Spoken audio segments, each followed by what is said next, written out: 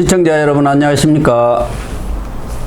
8월 2일 시사정담 시작하겠습니다. 연상훈 변호사님 나오셨습니다. 예 변호사님, 네. 국민의힘은 그동안 한동훈 대표 체제가 들어서기는 했습니다마는 이 당직 개편이 이루어지고 그야말로 한동훈호가 출범할 수 있는 그런 태세가 갖춰져야 하는데 정점식 정책위 의장이 버티면서 한동훈호 출항이 상당 기간 이렇게 지체가 됐습니다. 그런데 정점식 정책위 의장이 1일 날 사퇴 의사를 표명하면서 2일 날 후임 정책위 의장의 김상훈 대구 출신의 사선 의원을 임명을 했네요. 어떻습니까? 아마 지금 김상훈 의원은 사선 의원이고 국회 정개특위 간사도 있고 기재위원장도 있고 그리고 또 정책위 부의장도 했고 민생경제특위위원장 여러 가지로 봐서는 또 추경호 원내대표가 또 TK 쪽 아닙니까? 기획정책통이라고 보시면 될 것 같고요. 행정고시 출신이고 그다음 개파색이 옅은 사람이에요. 이번에 우리가 생각해 정점식 의장 다음으로 친한이 되지 않을까라고 생각했는데 이 부분은 잘한 것 같아요. 그리고 근데 정점식 전 의장이죠 이제. 전 의장이 제 생각에는 이게 정책이란 게 뭡니까? 당 대표의 어떤 그 브레인 역할을 하는 거거든요. 그러면 당 대표하고 어떤 생각이 맞아야 되는 겁니다. 그렇죠. 그러면은 황우려 비대위원장 때 임명됐거든요. 그럼요. 그럼 황우려 비대위원장하고 그 색깔이 맞다 한다면은 한동훈 대표가 취임하면은 이런 어떤 분란이 서로 있기 전에 사퇴를 했어야죠. 무슨 큰 벼슬이라고 벼슬은 맞네요. 당의 3력 중에 하나니까 맞는데 그렇다 하더라도 신임을 물어야죠. 최소한. 그러니까 신임을 묻는다는 취지에서 자신 사퇴를 먼저 했어야 되는데 그게 자리에 조금 연연했다는 느낌이 그리고 친윤들의 어떤 압박도 있었을 거예요. 김재원 최고위원 그랬잖아요. 제일 큰 게 아무래도 친윤의 압박 아니었겠습니까? 친윤이라기보다는 그 뒤에 용산의 뜻이 그렇게 전달이 됐으니까 그 사람이 버티고 있는 것이지 그렇지 않으면 그럴 리가 없는 거 아닙니까? 상식적으로 보면은. 그러니까 캐스팅 보트를 용산이나 친윤 쪽에서 쥐려고 한 거죠. 최고위원이 지금 4대4로 딱 나눠져 있지 않습니까? 그렇죠. 9명인데. 그러니까 정책의장이 딱 거기서 캐스팅 보트를 쥐일 수가 있기 때문에 그걸 양보하려고 안 하다 보니까 이렇게 좀 일종의 갈등을 빚으면서 한동훈 출범이 조금 지체된 건 아니겠습니까? 그런데 용산의 뜻은 반드시 정점식에게 가는 건 아닌 것 같더라고요. 왜냐하면 한동훈 대표가 윤석열 대통령 만나고 그다음 윤석열 대통령이 뭐라고 그랬습니까? 한동훈 대표 도와줘라 그런 말도 했고 그러니까 윤석열 대통령으로서는 정점식 의장이 사실 좀 친분 관계가 좀 있잖아요. 서로 친밀한 관계가 있잖아요. 그렇죠. 대구지검에서 검사 생활을 같이 시작했으니까. 했지만 한동훈 대표가 되고 나서는 윤석열 대통령으로서는 한동훈 대표하고 어떤 이렇게 대책 관계에 있으면 안 되지 않습니까? 그렇죠. 그래서 좀 마음에는 안 들지 몰라도 이 정책위 의장에 대해서 어떤 고집은 안 한 것 같아요. 당에 이런 당 대표가 알아서 하겠지만 거기에 포용이라는 것을 강조를 했지 않습니까? 이 사람 저 사람 따지지 말고 포용을 하라는 그 얘기는 뭐겠습니까? 친한 따지지 말고 그 정책의장 자기 사람 만들면 되는 거 아니야? 그런 뜻이 담겨 있다고 봐야죠. 독대를 하고 나서도 한동훈 대표하고 정진석 비서실장 또 홍철호 정무수석 저녁 한 자리에서도 유임 얘기가 나왔다는 거 아닙니까? 그거는 대통령의 뜻이지 정진석이 뜻이겠습니까? 그러나 결국은 이 문제로 인해서 당이 내홍이 깊어지고 독대는 왜 했느냐? 이중 플레이 한 거 아니냐? 이런 비난 여론이 있으니까 결국은 물러설 수밖에 없는 거죠. 그렇죠. 납득이 안 간 게 바로 그겁니다. 그러니까 포용하고 한동훈 대표 중심으로 하라 해놓고 근데 비서실장은 또 정점식으로 하라는 취지의 말을 했지 않습니까? 유임시키라는. 이게 대통령 뜻이 어느 건지 대통령의 뜻이 비서실장이 뭐 어긋나서 하지는 않는 거고 정치라는 게 근연중에 얘기를 하는 거 아니겠습니까? 그러나 한동훈 대표 입장에서는 63%의 변화를 요구하는 그런 당신과 민심을 수용할 수밖에 없고 변화를 선택할 수밖에 없다. 새술은 새부대에 담겠다 하는데 그걸 어떻게 하겠습니까? 결국 물러서는 거죠. 물러섰다고 봐야 하는데 저는 문제는 나는 뭐 어떤 분에 대한 선호도 없고 이 사람들을 내가 모르는데 원내대표도 추경호 TK 아닙니까? 네. 사무총장 범수 이분도 PK 정책의장도 또 TK 영남당이에요. 왜 꼭 영남으로만 하냐 이거예요. 수도권에서 3, 4선 하는 좋은 분들도 있더라고요. 그런 분들이 해야지. 지금 중요한 것은 수도권에서 조직력을 확보하고 거기서 민심을 얻어야지. 지방선거라든가 대선을 겨냥한다면 수도권을 살려야 하는데 왜 수도권에는 한 사람도 임명을 안 하고 그렇지 않아도 남남당이라고 하지 않습니까? 강남당, 영남당 합쳐서 남남당이라고 하는데 지금 주요 당직이라는 게 수석 대변인도 요 서초에 그 TV조선 뭐 앵커 출신이 또 수석 대변인 핵심 요직은 전부 남남당에서 하고 있는 이래 가지고 어떻게 민심을 얻겠다고 하는 건지 저는 그게 이해가 안 간다는 아마 거죠. 제 생각에는 한동훈 대표가 우선 당을 갖다 분열 안 되고 추스리는 게 우선이라고 생각한 것 같아요. 물론 그 점이 있겠죠. 그 국민의힘에 뭐라 그래도 지금 다수는 지금 친윤 내지 영남 차지하고 있지 않습니까? 여기서 분열돼가 서로 지금 정책위 의장 이야기 좀 전에 했지만은 그럴 경우에는 한동훈 대표가 어떤 대통령하고 또 사이도 이상해지고 친윤하고 이상해지면은 그래서 한동훈 대표로서는 우선은 당 그 화합이 중요하다 이래서 간 것 같아요. 물론 고 교수님 말씀처럼 이 수도권에 지금 한동훈 대표도 변화를 중시한다 그랬지 않습니까?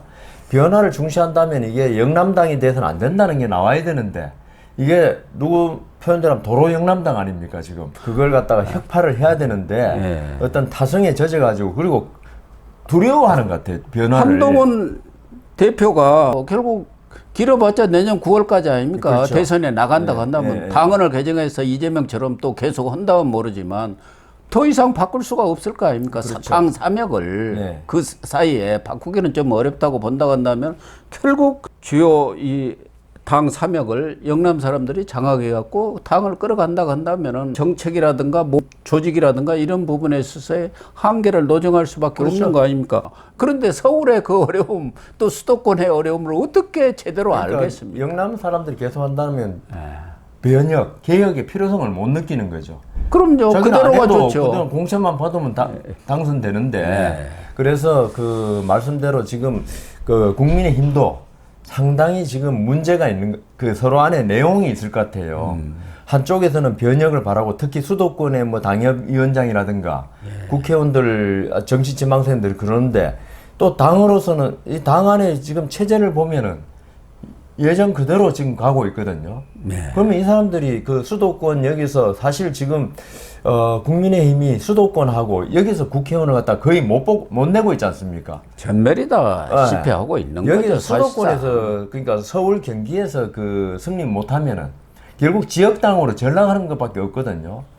그래서 그 어떤 변혁을 정말 보여줘야 되는데 국민의힘이 지금 그게 너무 약해져 버렸어요. 계속적으로 그 총선 지고 이러다 보니까 그리고 대통령 지지도는 아주 질이 멸렬하고 이러니까 그 동력이 완전 상실돼 가지고 이거라 있는 거라도 지키자 이런 뜻밖에 안 되는 것 같아요 지금. 이래서는 알을 깨고 나오려면 고통이 필요하거든요.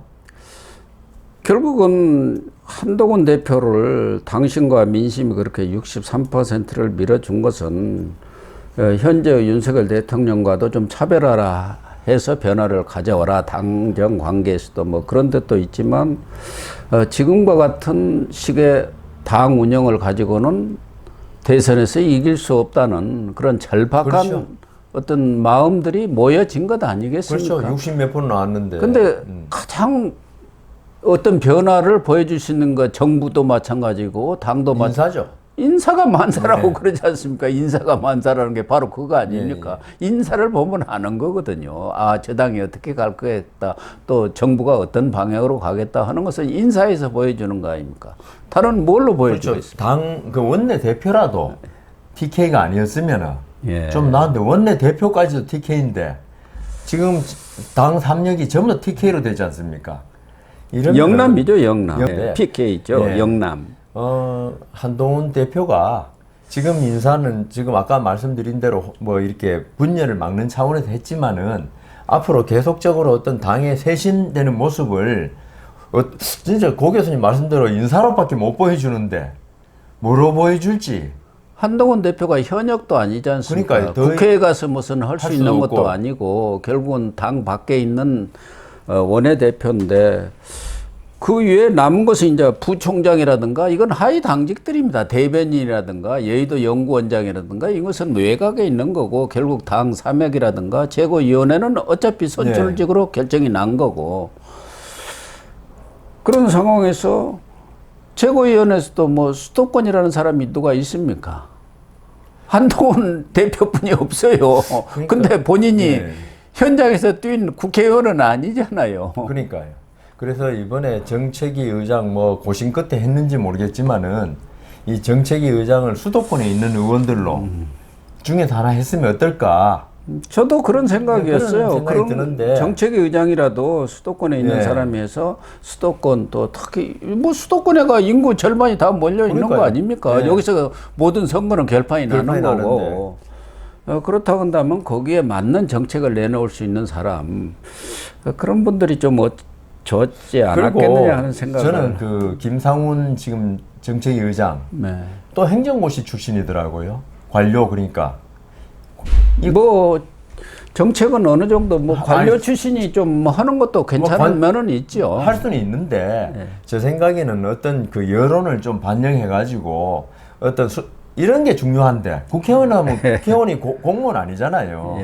그런데 이게 관료 출신이 돼도 또 그냥 예스 하는 이런 게 되면은 만일 이번에 또 한동훈 대표가 지금 임명한 그 결국 뜻에 따라 된 거 아닙니까?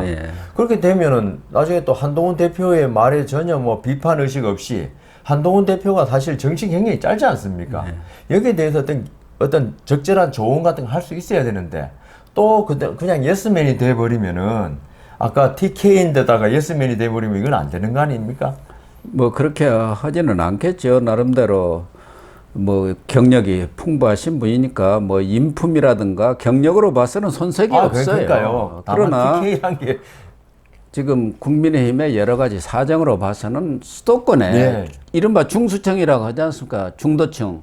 수도권 청년을 잡을 수 있는 그런 획기적인 정책적 대안을 내놓을 수 있는 그런 사람으로 인선을 하면은 바람직하지 않았겠느냐 그런 생각이고 어쨌든 이제 한동훈 대표는 이번에 정책위 의장까지도 용산이라든가 뭐 그런 쪽 친윤의 뜻을 꺾고 이제 자기 체제를 완성했지 않습니까? 친정 체제라고 하죠. 그렇죠. 친정 체제. 친정 체제. 또 용산과의 관계에서도 과거 같은 수직적 체제가 아니고 수평적 체제라고 할 수가 있죠. 이번에 그 정책위 의장 문제 때문에 그걸 보여준 거죠. 힘을 보여준 것이죠.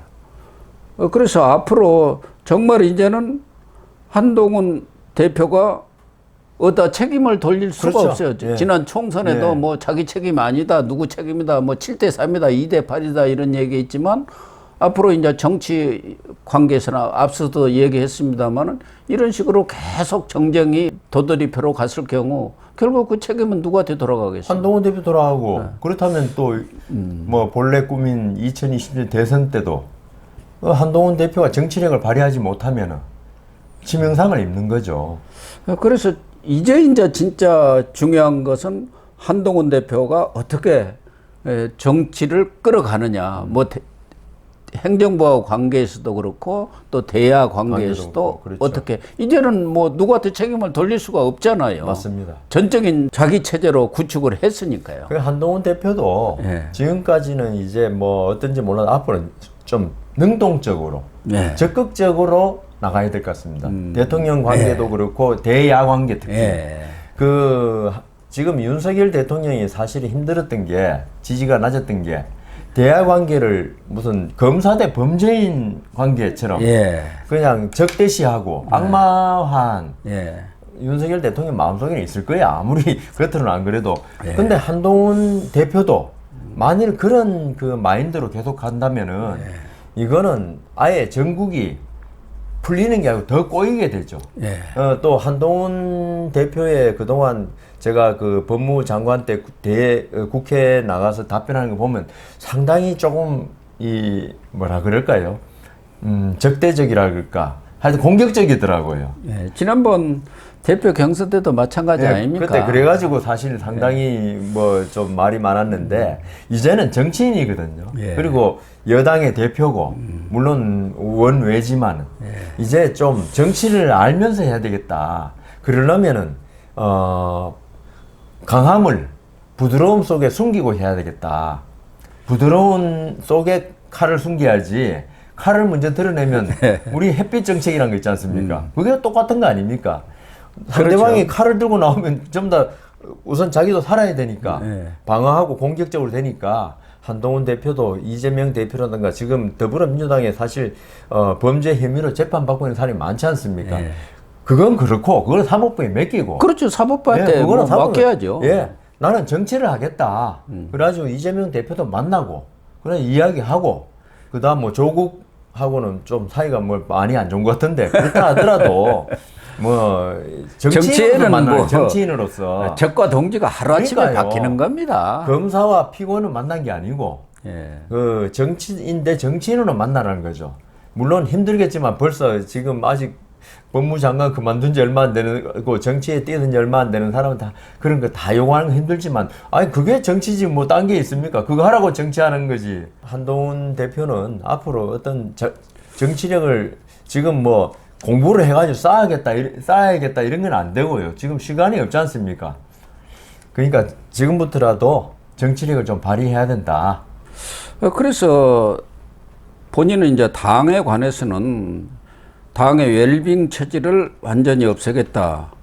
그리고 반사이익이 아니라 이기는 정당을 만들겠다. 이렇게 여러 차례 그 대표 수락연설에서도 그랬고 거기서도 뭐 한 3가지 얘기를 했습니다만은 유능한 정당 또 외연 확장 뭐 이런 얘기 당은 당대로 그렇다 하더라도 지금 당장 코앞에 닥친 것은 최상병 특검법 이른바 3특검이라 전에는 쌍특검이었는데 그리고 김건희 특검법 그리고 본인 한동훈 특검법 이 3개 문제인데 뭐 본인 것은 그렇다 하더라도 우선 최상병 특검법하고 김건희 특검법 이 문제를 어떻게 처리해 갈 것인가 이게 지금 제일 핵심인 것 같아요. 특히 최상병 특검법에 대해서는 본인이 제3자 해놓은 게 있죠.